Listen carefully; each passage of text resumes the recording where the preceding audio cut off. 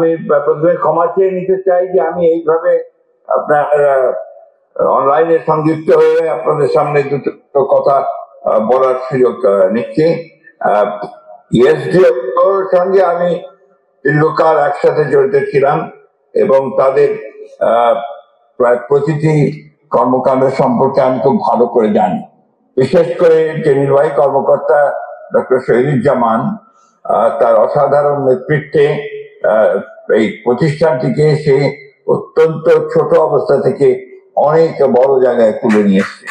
এবং আজকে যে বিষয়টা নিয়ে আপনার এখানে কথা বলছেন, শিশু শ্রম নিরসনে ঠাকুরগাঁও মডেল হিসেবে, এটা আমি মনে করি যে একটা দেশের জন্য, জাতির জন্য এবং গোটা পৃথিবীতে একটা বড় সমস্যা।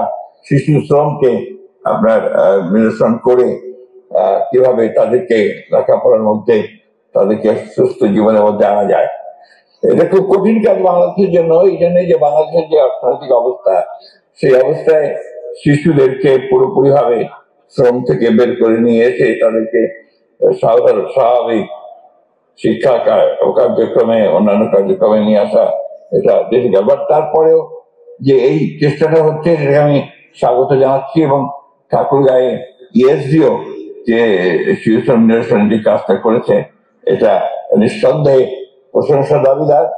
এবং আমার বিশ্বাস যে তারা তাদের যে সক্ষম একটি কর্মী বাহিনী আছে এবং তারা তাদের যে বুদ্ধিমত্তা আছে, তা দিয়ে তারা এটাকে সফল করতে সক্ষম হয়েছে। এটাকে সারা বাংলাদেশে ছড়িয়ে দেওয়া সম্ভব।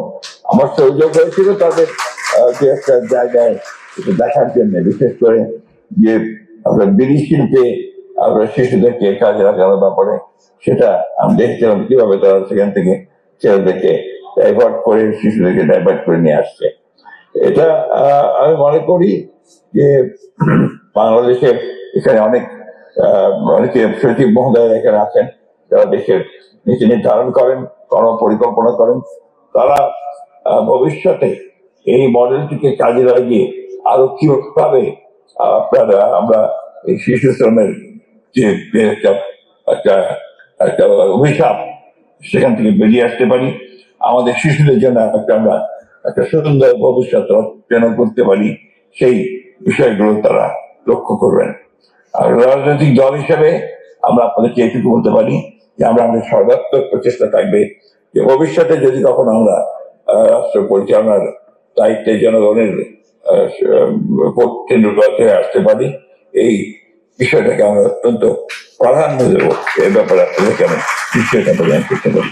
আমি আপনাদেরকে আবারও আন্তরিকভাবে দুঃখ প্রকাশ করছি যে আমি জুমে সংযুক্ত হয়ে কথা বলছি আপনাদের সঙ্গে।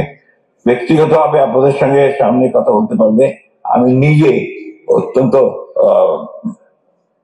ধন্য হতাম এবং একই সঙ্গে উপকৃত হতাম।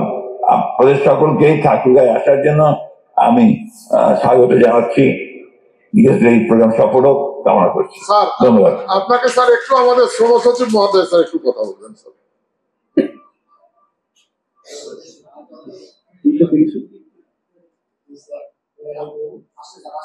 হ্যাঁ, আসসালামু আলাইকুম। আমি একটু সুযোগ নিচ্ছি, যদিও আপনি অনলাইনে আছেন।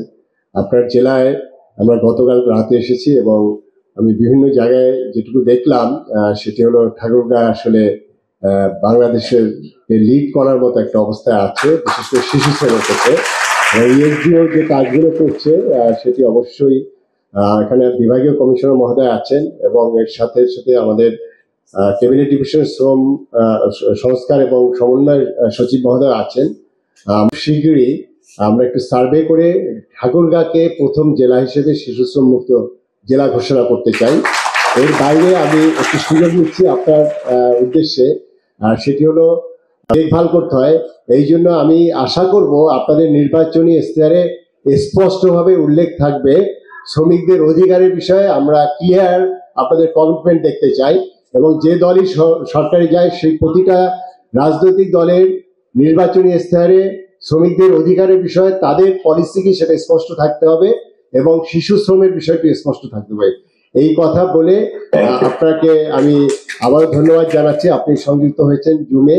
এবং আপনার এই জেলা আমাকে মুগ্ধ করেছে। আমরা চাই ঠাকুরগাঁ থেকেই এই আন্দোলনের সূত্রপাত হোক। আপনাকে ধন্যবাদ। আসসালামু আলাইকুম। অনেক ধন্যবাদ, অনেক ধন্যবাদ আপনাকে। যে আমি একটু আরেকটা প্রোগ্রামে যেতে হবে। ভেরি সরি যে I could not. না, অনেক ধন্যবাদ স্যার যে আপনি আমাদের সঙ্গে যুক্ত হয়েছেন। আপনার প্রতি অসীম কৃতজ্ঞতা। আমরা স্যারকে একটু জোরে করতালি দিয়ে বিদায় দিই। Thank you.